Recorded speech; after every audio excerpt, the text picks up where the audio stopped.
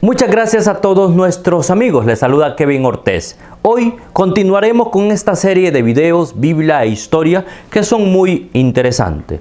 Existen muchas traducciones. Dios habla hoy, Biblia de lenguaje sencillo, Nueva Traducción Internacional, Biblia Jerusalén, Reina Valera. Pero, ¿cuál es la correcta? Vamos a basarlos a través de un análisis del textos críticos y el textus receptus. Pero para ello vamos a analizar primero el Antiguo Testamento.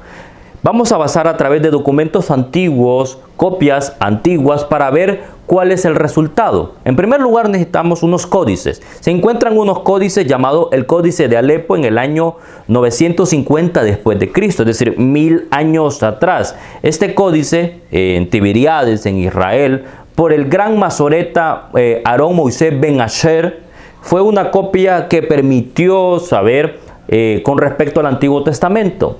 También encontramos otro que es el Códice de Leningrado o de San Petersburgo, llamados estos los códigos masoréticos, que fueron la pieza fundamental para la traducción del Antiguo Testamento. También encontramos otros documentos como textos rabínicos, Pentateuco Samaritano, el Targum, la Biblia Septuaginta, traducida en el siglo III y siglo II antes de Cristo, y también está en el descubrimiento de los rollos del Mar Muerto en el año 1948, la comunidad de Qumran, probablemente los esenios, cuando se descubrieron en ese año más de 11 cuevas, miles de documentos como una biblioteca y libros del Antiguo Testamento que validan. Estos son 2000 años atrás, es decir, 1000 años antes que el Códice de Alepo, de Leningrado y que también el Códice del Cairo, del Códice de los Profetas de Neví.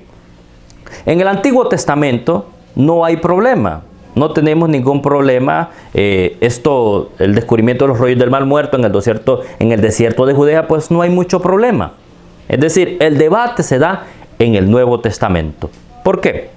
En el textus receptus o texto mayoritario o texto recibido son miles de documentos, miles de fragmentos, miles de testigos en diferentes idiomas. Primeramente el latín.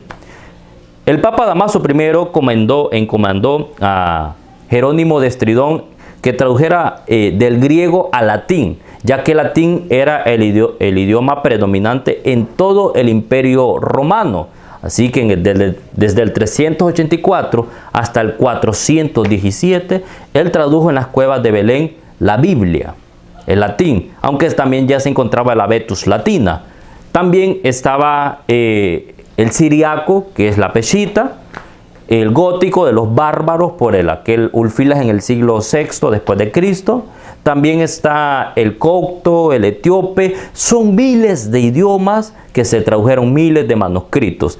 Dentro de ellos, pues, sería el más predominante en el año 1516, cuando Erasmo de Rotterdam, aquel gran humanista, tradujo el Nuevo Testamento en griego, que fue la base para todas aquellas Biblias de la época protestante. Tyndale en el año 1526 con la Biblia en inglés. La Biblia King James posteriormente en el siglo XVII. Luego está la Biblia de Lutero, que también fue entre las épocas de William Tyndale también. La Biblia de Lefebvre en francés, la Biblia de todos los idiomas en Europa, pero la principal, la de idioma español, por Francisco de Encina, Juan Pérez de Pineda, que hicieron algunas agregaciones, pero la Biblia total fue la Biblia del Oso en el año 1569 y que luego, pues, Cipriano de Valera pues haría algunas revisiones en el año 1604. Luego todas estas Biblias fueron pieza fundamental. Luego se unieron las Sociedades Bíblicas Unidas y Americanas con la traducción de la Biblia en el año 1862, luego la de 1909 y luego la de 1960. Todos estos textos se llaman el texto recepto, el texto recibido. ¿Cuáles son sus detractores? Uno, el tiempo. Se dice que estos textos fueron mucho después de las copias originales. Las copias originales no existen. Y posterior, también no fueron escritos en el idioma griego, en sus idiomas originales, por lo cual esos son sus detractores del textus receptus. Pero ¿qué pasa con el texto crítico? El texto crítico tiene dos documentos importantes. Primero, el Códice Sinaítico, descubierto en el año 1844 en el convento de Santa Catalina en el monte de Sinaí. fue descubierto. También el Códice Vaticano, el segundo, fue descubierto en el año 1481 en la biblioteca del Vaticano, que es interesante. Estos códices se basan desde el siglo IV hasta el siglo V, es decir, son muchos más antes que los del Textus Receptus. Y es allí donde viene la polémica, que ellos consideran que estos son los textos originales. De ahí se basan todas estas versiones modernas. Dios habla hoy, Biblia de lenguaje sencillo, Nueva Versión Internacional, Biblia Jerusalén, Biblia Latinoamericana, la Biblia Popular, la Biblia de los Testigos de Jehová, la traducción del Nuevo Mundo, y muchas versiones, incluso la Reina Valera más moderna, el año 1990, 2011, 2015, las más modernas. Y es ahí donde viene la polémica. ¿Cuáles son los detractores sobre esta posición? En primer lugar, se considera que estos manuscritos fueron descubiertos en unos almacenes, en unos depósitos. ¿Qué se dice? Cuando un documento era almacenado era porque era muy defectuoso. Por ejemplo, si un manuscrito tiene 1000 letras, la copia original tiene 1000 letras, todas las copias tienen que tener 1000 letras. Si falta una letra y se le ponen una letra, es defectuoso, y por lo cual pues no se quemaba, sino que se almacenaba. Y muchos suponen que eso fue lo que ocurrió con estos manuscritos. Por eso hay muchos pasajes que de la Reina Valera 1960 no aparecen en el Dios habla hoy, en todas estas Biblias modernas. Hay muchos pasajes del Nuevo Testamento que no aparecen en estas versiones modernas. Ahora, la pregunta aquí es, ¿cuál es la correcta?